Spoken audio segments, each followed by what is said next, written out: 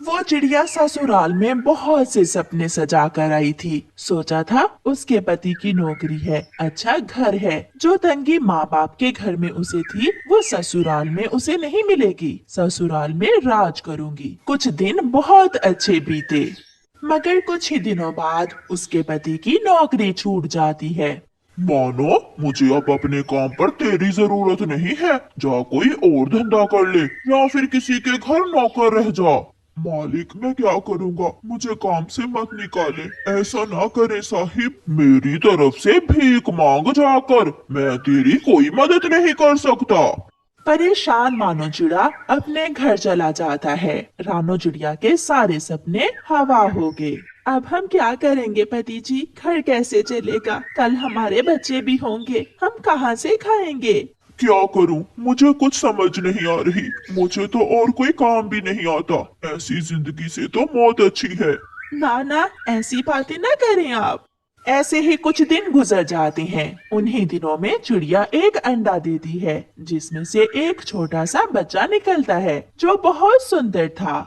माँ भूख लगी है, माँ कुछ खाने को दो। माँ मैं बहुत भूखा हूँ। मम्मा चिड़िया अपना मुंह दूसरी तरफ करके रोने लगती है। उसका पति घर के बाहर डाल पर बैठा हुआ था। मम्मा चिड़िया वहाँ जाती है। अंडे से बच्चा निकल आया है और वो कुछ खाने को मांग रहा है, मैं क्या दूं उसे? तुम चिंता ना करो, मैं अभी कुछ करता हूँ। फिर पापा चिड़िया अपने घर से निकलता है। वो अपने पुराने दोस्त कबूतर से कुछ पैसे उधार लेता है। तुम्हारा बहुत बहुत धन्यवाद कबूतर, तुम्हारा ये एहसान मैं सारी जिंदगी याद रखूंगा। अब जाओ और अपने बच्चे को खाना लेकर दो। रास्ते में पापा चिड़िया को दो डाकू लूट लेते हैं और उसे मारकर एक पेड़ पर फेंक देते हैं। वो चोर पैसे तो ले जाते हैं और साथ ही एक परिवार की खुशियां भी छीन कर ले जाते हैं। जब मम्मा चिड़िया को खबर मिलती है तो वो बहुत रोती है। मैं बिल्कुल अकेली हो गई। कौन मेरा सहारा बनेगा? कौन मेरे बच्चे को खाना ला कर देगा? मैं ऐसा करती हूँ, अपना ये घर बेच देती हूँ और जो पैसे आएंगे मैं उनसे अपने बच्चे का पालन पोषण कर लूंगी। ऐसा सोचकर मम्मा चिड़िया जंगल के एक अमीर पक्षी बूरे कौवे के पास जाती है। साहिब मैं घर बेचना चाहती हूँ, आप मेरा घर खरीद लें। देखता हूँ, न जाने मुझे तेरा छोटा सा घर पसंद भी आता है या नहीं। फिर बुरा कौवा अपने एक नौकर के साथ मम्मा चिड़िया का घर देखने जाता है। ये घर तो बहुत छोटा सा है, मगर मेरा नौकर रह लेगा इस घर में। फिर बुरा कौवा मम्मा चिड़िया को कुछ पैसे देकर वो घर खरीद लेता है। अब बेचारी मम्मा चिड़िया अपने छोटे से बच्चे को टोकरी में उठाए हुए जंगल की दूसरी तरफ चली जाती है और वहाँ जाकर एक तिनकों का घोंसला बनाने लगती है। मम्मा आप थक गई होंगी। मम्मा मैं छोटा हूँ, इसलिए काम में आपकी मदद नहीं कर सकता। जब मैं बड़ा हो जाऊंगा तो आपको बहुत सुखी रखूंगा। जीते रहो मेरे बेटे, एक माँ को अपने बच्चों के लिए काम तो करने ही होते हैं। फिर एक दिन मम्मा चिड़िया उड़ती हुई जा रही थी कि उसे उसका एक पुराना क्लास फेलो मिल जाता है। अरे तुम रानो हो ना? वो कॉलेज के दिन याद करो जब तुम गाना गाया करती थी। हाँ मुझे याद है, तुम सूजू ही हो ना? हाँ मैं सूजू ही हूँ। तुम यहाँ क्या कर रही हो? रानो चिड़िया रोने लग जाती है। क्या बताऊं, मेरी तो दुनिया ही उजड़ गई। पति मर गया, घर बिक गया और थोड़े से पैसे हैं मेरे पास जिनसे मैं अपने बच्चे का पालन पोषण करूंगी। बहुत बुरा हुआ ये सब, मगर जब हम कॉलेज में पढ़ते थे तो तुम ही कहा करती थी कि जिंदगी में कभी उम्मीद ना छोड़ो। फिर तुमने क्यों छोड़ दी? चलो मेरे साथ, मेरी एक चूड़ियां बनाने वाली फैक्ट्री है। मैं तुम्हें कुछ चूड़ियां फ्री में देता हूँ और तुम उन्हें बेचकर अपना काम चलाओ। फिर रानो चिड़िया सूजू से कुछ चूड़ियां ले लेती है और अपना काम शुरू करती है। कुछ ही दिनों में रानो चिड़िया की चूड़ियां बिक जाती हैं। इस जंगल में तो कोई भी चूड़ियों की बड़ी दुकान नहीं है। मैं चाहती हूँ कि हम इस जंगल में एक बड़ी चूड़ियों की दुकान बना लें। अगर तुम मेरा साथ होगी तो हम दुगना मुनाफा कमा सकते हैं। फिर सूजू और रानो चिड़िया जंगल में चूड़ियों की बड़ी दुकान खोल लेते हैं, जिस पर इतना रश था कि टूटता ही नहीं था। और फिर एक दिन सूजू रानू से कहता है, रानो, इस काम में तो हम सांची हैं, क्यों ना हम जिंदगी के भी सांची बन जाएं। फिर सूसू और रानो चिड़िया शादी कर लेते हैं और रानो चिड़िया एक अच्छे और खुशियों भरे जीवन की शुरुआत करती है। उसका बेटा भी अब अच्छे स्कूल में जाने लगा था। प्यारे दोस्तों, इस कहानी को लाइक, अपने दोस्तों के साथ शेयर और चैनल को सब्सक्राइब करना बिल्कुल मत भूलना। आपका धन्यवाद।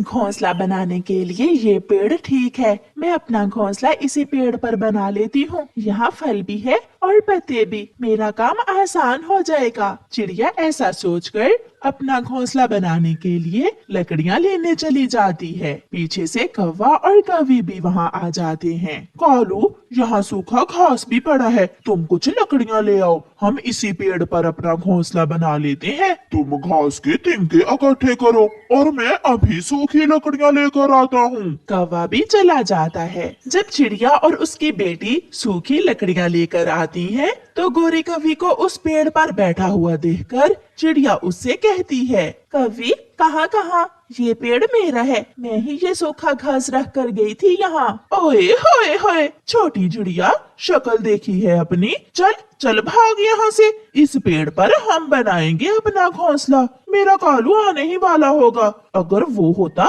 तो बताता तुझे। डरती हुई चिड़िया पास वाले सूखे हुए पेड़ के पास जाकर बैठ जाती है। इस पेड़ पर तो कांटों के सिवा कुछ भी नहीं है, ना कोई पत्ता, ना कोई फल। यहाँ रहकर तो मैं और मेरी बेटी भूख से मरेंगे। मम्मा, जब बाहर आएगी तो ये पेड़ भी हरा भरा हो जाएगा। सूखा हुआ कांटेदार पेड़ भी उनकी बातें सुन रहा था। चिड़िया, निश्चिंत हो जाओ, मैं एक बेरी का पेड़ हूँ, मेरे कांटे जरूर हैं, मगर जैसे ही बाहर आएगी मेरे पत्ते निकल आएंगे और मुझ पर मीठे मीठे बेर भी लग जाएंगे। मैं तुम्हारी सुरक्षा करूँगा, मैं अच्छे बुरे समय में तुम्हारा साथ दूंगा। ये सुनकर चिड़िया को हौसला होता है और चिड़िया उसी पेड़ पर अपना घोंसला बनाना शुरू करती है। कौवों ने भी हरे भरे पेड़ पर अपना घोंसला बना लिया था। चिड़िया भी कांटेदार बेरी के पेड़ पर अपना घोंसला बना लेती है। फिर एक दिन चिड़िया कौवों के पास आती है। कौवे कौवे, आज मेरे पास दाना नहीं है, तुम अपने पेड़ से मुझे एक फल दे दो। जब मेरे पेड़ पर फल लगेंगे तो मैं भी तुम्हें अपने पेड़ से फल दे दूंगी। ये सुनकर गोरी कौवी और कालू कौवा हंसने लग जाते हैं। चिड़िया, पागल हो गई हो क्या? तुम अपने पेड़ से हमें कांटे तोड़ कर दोगी? ना ना, हम कांटे नहीं खाएंगे, तुम ही जाकर अपने पेड़ से कांटे तोड़कर खा लो। भागो यहाँ से, बड़ी आई हमारे पेड़ से फल लेने वाली। चिड़िया निराश होकर वहाँ से वापस चली जाती है। मम्मा, कौवे अंकल ने क्या कहा? नहीं बेटी, वो नहीं मान रहे हैं। मैं किसी और पड़ोसी पक्षी से कुछ भोजन उधार लेकर आती हूँ। फिर मम्मा चिड़िया तोते के पास जाती है और तोते से कुछ भोजन ले आती है। दिन गुजरते गए और चिड़िया किसी न किसी तरह अपना और अपनी बेटी का भोजन ढूंढ ही लाती। एक दिन गोरी कौवी जा रही थी कि रास्ते में उसे एक चील मिलती है। सुंदर कौवी, मैं बहुत भूखी हूँ, क्या तुम्हारी नजर में कोई छोटा पक्षी है? हाँ चील चाची, मेरा नाम न लेना, मेरे पड़ोस में एक चिड़िया रहती है बेरी के पेड़ पर। उसकी एक छोटी सी बेटी है, बहुत स्वादिष्ट होगा उसका मांस। धन्यवाद तेरा कौवी, मैं अभी जाती हूँ और खाती हूँ उस छोटी चिड़िया को। फिर चील उस बेरी के पेड़ की तरफ आती है। चील को दूर से ही आते हुए देखकर बेरी का पेड़ गुड़िया से कहता है, गुड़िया गुड़िया, तुम जल्दी से मेरी शाखाओं के अंदर आ जाओ, जल्दी करो। गुड़िया बेरी के पेड़ की शाखाओं में छुप जाती है। जब चील वहाँ आती है तो बेरी का पेड़ अपनी कांटेदार शाखाओं से चील को मारने लगता है। भागो भागो यहाँ से, दुष्ट चील, भागो यहाँ से।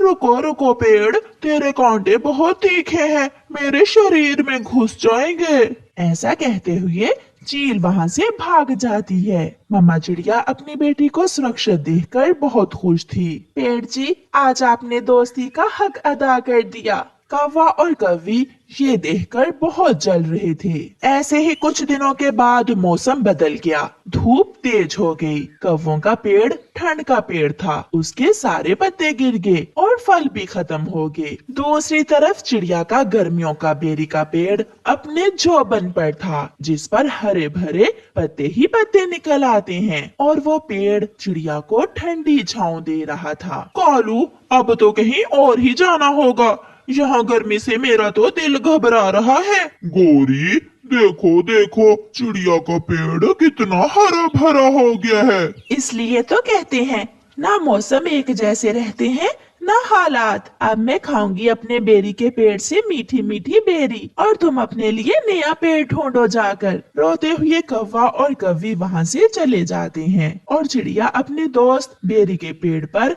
अपने घोंसले में मजे से बैठी हुई थी। प्यारे दोस्तों, इस कहानी को लाइक, अपने दोस्तों के साथ शेयर और चैनल को सब्सक्राइब करना बिल्कुल मत भूलना। आपका धन्यवाद।